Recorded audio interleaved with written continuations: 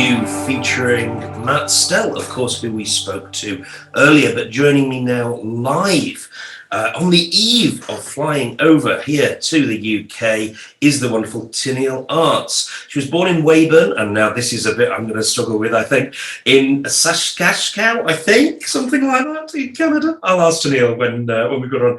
Our final guest of this first C2C special boasts a wealth of awards and nominations. She received Rising Star of the Year at the CCMAs in 2020, and her latest album, Girl to Girl, is up for a prestigious Juno Award in May this year. She's hot on the heels of the ACM Awards, where she was nominated for New Female of the Year. I am delighted to welcome to the show, live from Vegas, I believe, Tenille Arts. Welcome to the show, Tenille. How are you? I'm great. How are you doing? Yeah, we're really good. Really excited for the weekend. Cannot wait to go and take in some live music for the first time in what feels like a lifetime.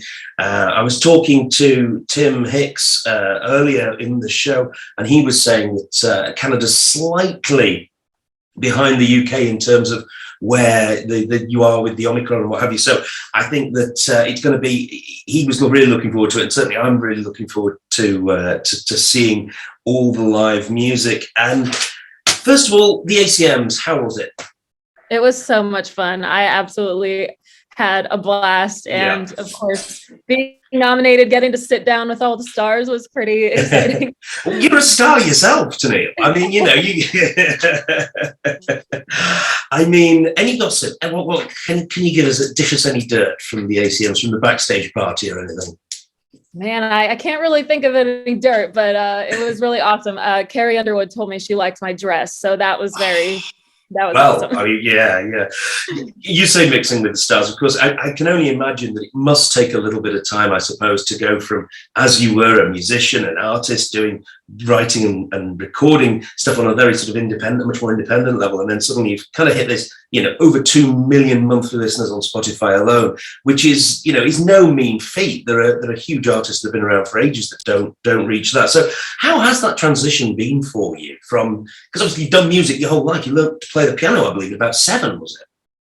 Yeah, I've been playing music my entire life. So a lot of these milestones that have been happening, you know, new female artists, you know, things like that. It's like everybody that's in that category has been doing music for a very, very long time. So it just feels very special to be recognized and starting to get these, you know, big things happening. It feels really special, and it feels like all the hard work is finally paying off, which is really nice. Yeah, well, I think again, I mean, Patrick, we were talking to, Tim was saying about his writing and how that he's been doing this for years, and that arguably the fact that you've kind of gone through those stages as a writer, doing this sort of at grassroots level, probably helps inform your writing and make you a better songwriter than maybe if it was just handed to you on a plate, so to speak. So tell us about your writing, Tenille. How do you approach it? I mean, I know you've pretty much co-written on everything you've ever released, haven't you?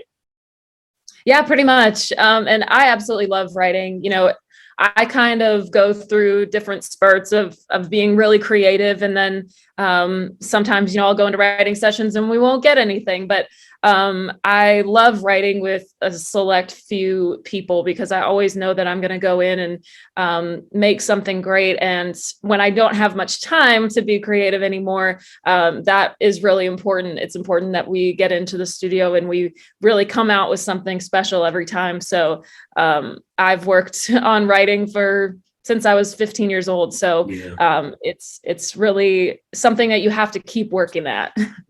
What would you say your influences are when it comes to the style in which you write and all that sort of thing?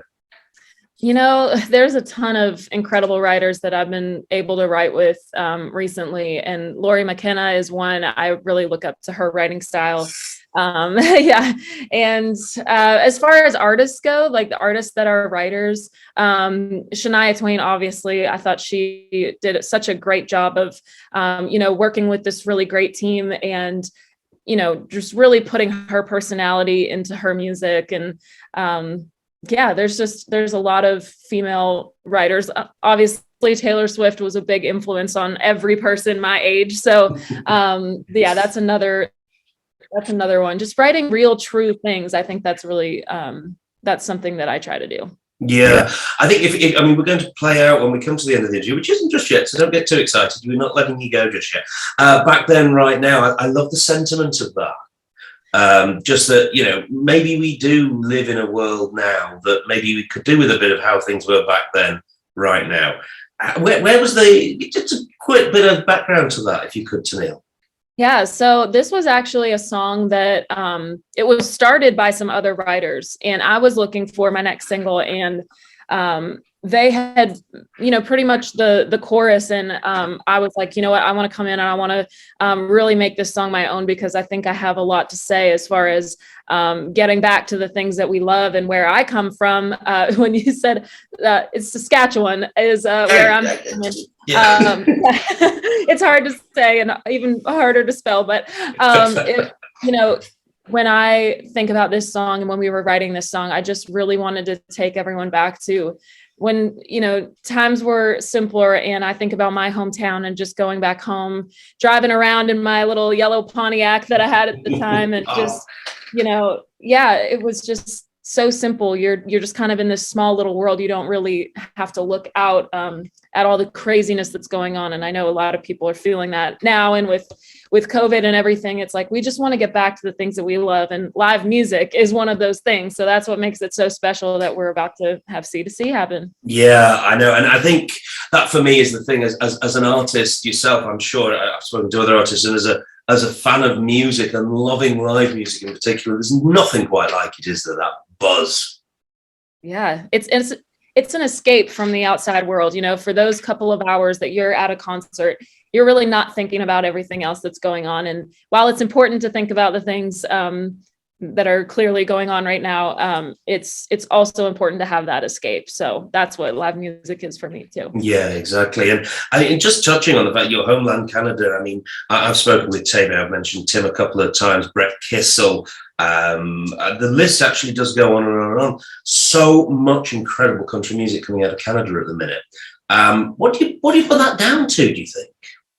You know, I think Nashville has definitely had a big influence on Canadian country music over the last few years. And I think it's just incredible to see the great songs that are coming from these artists and these songwriters, because, you know, they always had that talent, and it's just so great that it's like starting to come out and people are starting to really recognize Canadian country music. Yeah, and it is, and the same thing's happening over here with UK country music. We've got a host of independent artists on stages down at C2C. I would employ you to go and see some of them if you get the chance, because they are absolutely fantastic. Now, the really exciting news for us here in the UK is you're coming back.